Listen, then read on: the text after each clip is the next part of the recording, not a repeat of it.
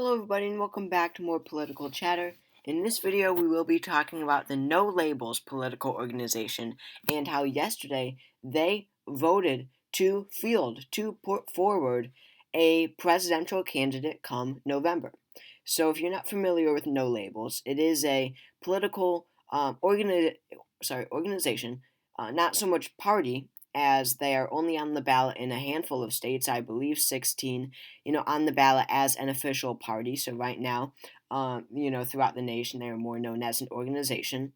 But through heavy funding and whatever, with multiple powerful politicians joining No Labels, such as Joe Lieberman, John Huntsman, the former governor of Utah, etc., they really have been able to have a lot of influence and gain a lot of attention. As I said, they are on the ballot in 16 states right now, and they want to put forward a presidential candidate as soon as possible because many states prevent third parties, from getting on the ballot unless they do actually have a candidate that they are running in the election.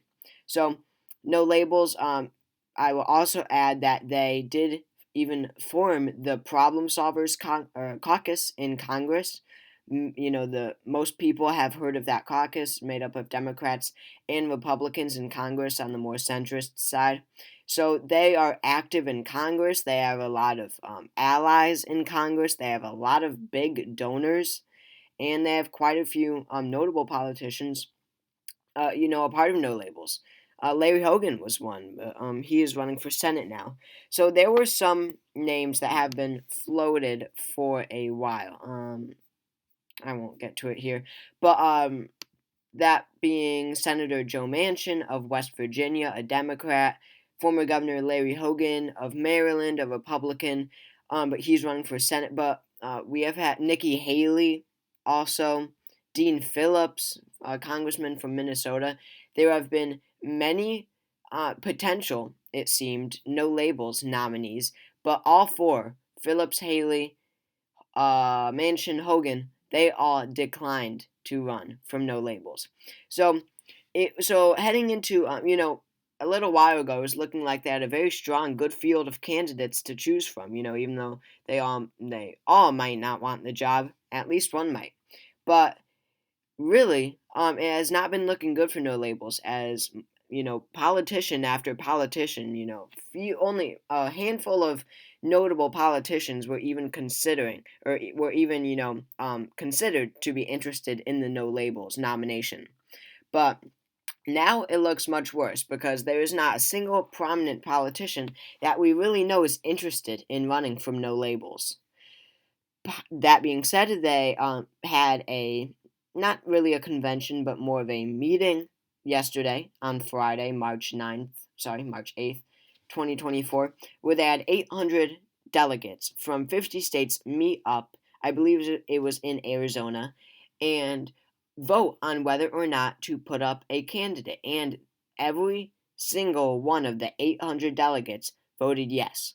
So No Labels is going to put forward a presidential nominee, and this really does change a lot, considering No Labels ballot access and how, with their giant war chest, their seemingly unlimited amount of funds. I mean, they have a lot of big financial backers.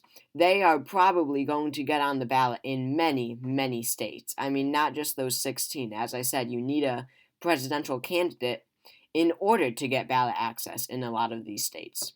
So they will work actively once they do have this nominee and vice presidential nominee, and they will be working hard, I would think, to get on the ballot in as many states as possible to give people an option. So despite no notable politician as that we know of considering this, they are going forward with it, and it will be very interesting to see who they put up. I'm not here to speculate because I'm probably going to be wrong. There are, it might be someone that I've never heard of, or it might be someone that who's pretty well known, but we never even thought that they were looking for this job. So it will be very interesting to see who they put up. And I believe they said next Wednesday they will be announcing who the nominee will be. I believe they said March 14th, so that's in 6 days. So Sunday, Monday, so that would be Friday of next week. I don't know, maybe I'm wrong. But that I believe they said March 14th is when they will announce their presidential and vice presidential nominees, and they will be already joining.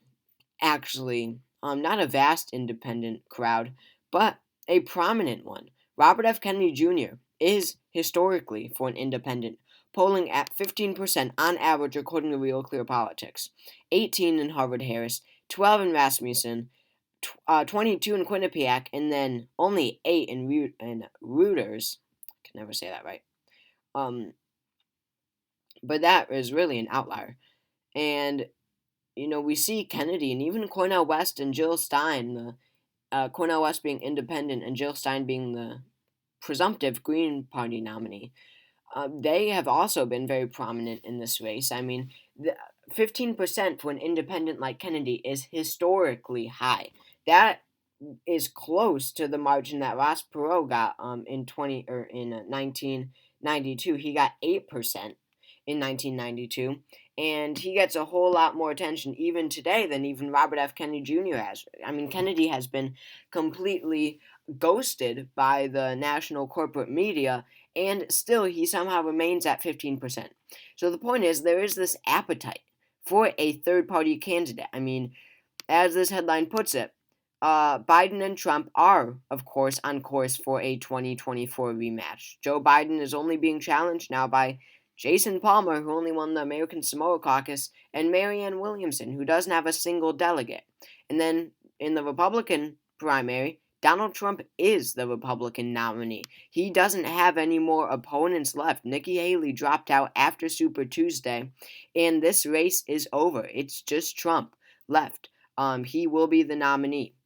So we do have this Biden-Trump matchup, and it is the rematch from 2020 that few Americans want. I mean, no one really expected in 2020 that we would have the same two candidates running, again in 2024.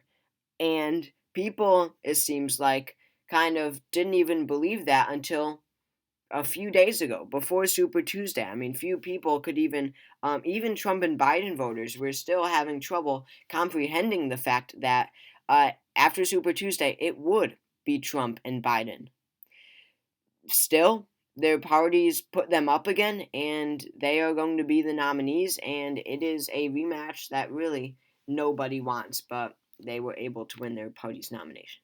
So that opens the path for independents like Robert F. Kennedy Jr., who's running a very anti-establishment campaign, a very positive campaign. He says that voters shouldn't have to choose between the lesser of two evils because, again, this is the rematch that nobody wants.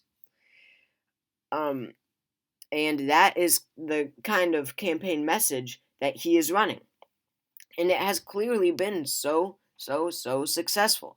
Even with his absence in the media industry, even with all the negativity from the Democrat and Republican parties against him, he has been able to hold his 15% percentage, and he is getting all of these signatures across states. I mean, he is probably going to be on the ballot in or in almost 50 states.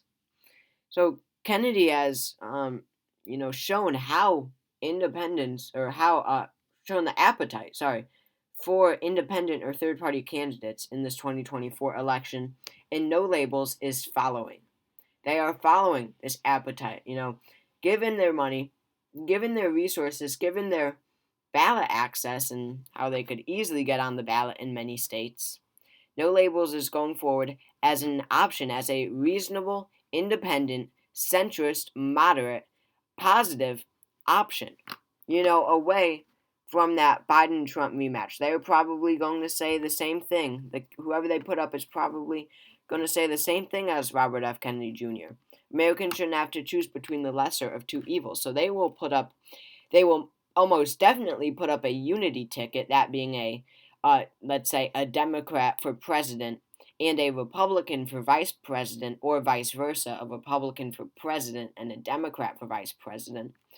Um, so they are going to go on this campaign of unity, of healing the divide, as Kennedy says. Obviously, they're going to put up a unity ticket. This is a this is a third party moderate option. So their campaign message will be unity and healing in this country, away from the two-party system. And who knows, they could be pretty successful. We don't have much polling data from this. We only had a little bit, but it was with Larry Hogan and Joe Manchin, who they were polling like between 5 and 10%, which is not bad at all. But that is before No Labels puts a single cent into this campaign for these candidates that they put up. I mean, this is before they run nationwide ads right before the election. This is before potentially their candidate gets into the debates. This is before they get ballot access and they get on the news and they're in the media every day. Right? This is before all of those things, before they actually run a presidential campaign. They're already polling at 5 to 10%. So No Labels has an opportunity to get a solid chunk of the vote. And historically, very historically, we are looking at, right now, a 4-person race. I mean, it is set in stone now that No Labels will be running a presidential candidate. So that adds one more very serious, very well-funded, very publicized presidential candidate into this race, and we are looking at a 4-person race between Donald Trump, Joe Biden, Robert F. Kennedy Jr., and whoever they put up. If No Labels gets 10% of the vote, then we're looking at, Trump at 34%, Biden at 30%, Kennedy still at 15%, assuming, and then No Labels at 10. I mean, that is a serious 4-person race where it's the electorate is very split, and that really opens the door for both Kennedy and No Labels to actually win some states.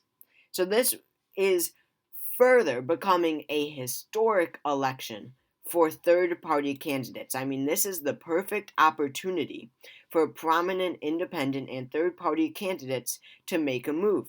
That's why Robert F. Kennedy Jr. chose this time, and No Labels is choosing this time to be the, to premier a presidential candidate, for the first time in the party's history.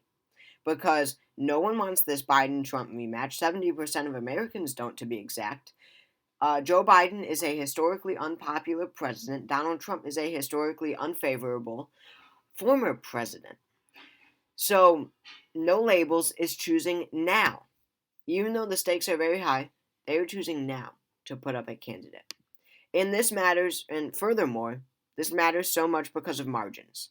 I mean, even if they don't win a state, just considering the electoral map in 2020, American presidential elections are just decided by 5 states. It was in 2020. It will be in 2024. Wisconsin. Joe Biden won by 0.6%. 0.6. I can bet you anything, if No Labels gets on the ballot in Wisconsin, they're going to get a whole lot more than 6%. Even if they just win 5% of the vote, that changes everything. Because in this election, as I have made videos on, there are just so many factors, so many separate small factors hurting both candidates, Trump and Biden, that we have to take all into consideration. Robert F. Kennedy Jr. is going to take away votes from Donald Trump in the Rust Belt. No Labels is going to take moderate, independent, centrist Republicans, Democrats, and independents away, mostly, I'd think, from Joe Biden. Young voters and progressive voters unhappy with Biden's handling of the Israel-Hamas war, they are not going to support Biden in 2024, as we saw with that large 100,000 vote uncommitted vote in the state of Michigan in the Democratic primary. What else? I mean, there are just so many things to consider here. There's a lot more that I can't remember right now. I mean, you could, whatever. Um, there are, Robert F. Kennedy Jr.'s support among black voters as well, hurting Biden in the state of Georgia, among, other states with high African American populations. So there are so many factors that goes into considering a presidential race like this, and no labels only adds to the confusion and adds to the unpredictability of this. I mean, there really isn't a way to calculate how all of these factors go in and who it will hurt and whatever. But right now, I think that no labels, putting up a candidate, does pull more votes away from Biden than it does Trump, because as we saw in 2020, Biden won more of the moderate vote, more of the independent vote, more of the centrist vote, and that is the vote that no labels is targeting. So thank you all for watching this video. Make sure you all go ahead and subscribe. I post videos daily. I know this is election season, so I'm going to get more viewers that are unfamiliar with the channel. But please consider subscribing and post election videos every day so that you could keep up to date with this really confusing 2024 election. So go ahead and do that. Subscribe, leave a comment, watch all my videos. Well, all 1.6 thousand or whatever. And I will see you all next time.